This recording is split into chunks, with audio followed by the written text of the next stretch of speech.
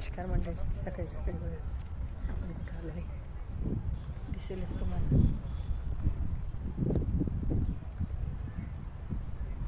स्वामीनारायण मंदिरात. तर चला संपूर्ण दाखवते मी तुम्हाला.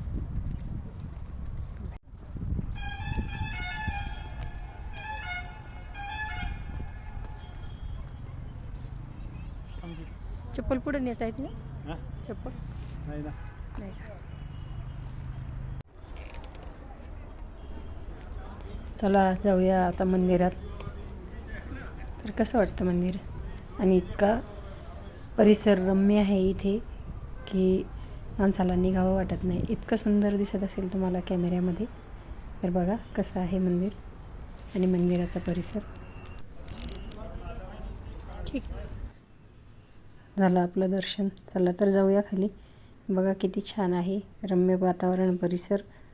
तर बघितलं की माणसाला खूप समाधान वाटतं आणि पॉझिटिव्ह एनर्जी येते. जाऊया खाली. वरती दर्शन झालं नाही, वरच्या मजल्यातलं. खालच्या मजल्यात जे देव आहेत तिथे दर्शन झालं. येतेच ना. झालं छान दर्शन. तर इथं थोडा वेळ बसायचं. बघा किती सुंदर मंदिर आणि परिसर आहे.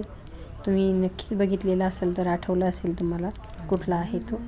आम्ही इथे आल्या प्रत्येक वेळेस तर इथे एक वेळ येतो, कारण इथं खूप मनाला शांती लाभते आणि खूप छान वाटतं. असं आहे इथलं दर्शन.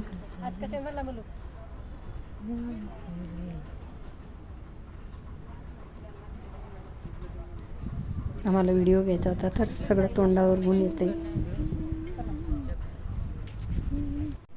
आम्हाला इथे बसायचं होतं पण जागा शोधत होतो. खूप ऊन येत होतं आणि इथे फोटोही काढायचे होते, तर डोळ्यावर ऊन चमकत होतं. डोळे अगदी दिपून जात होते.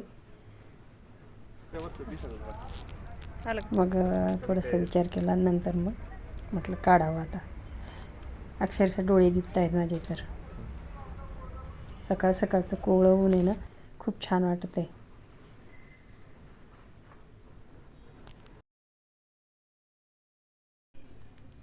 चला एक छोटासा व्हिडिओ घ्यायचा होता. तर इथे सगळं ऊन येतं आहे तोंडावर,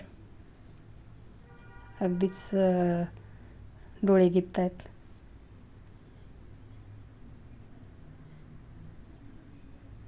खूप छान सगळे आनंद घेत आहेत आपल्या आपल्या सुट्टीचा. आज सॅटर्डे असल्यामुळे थोडं निवांत असतं लोकांना, ज्यांना ड्युटी नसते त्यांना.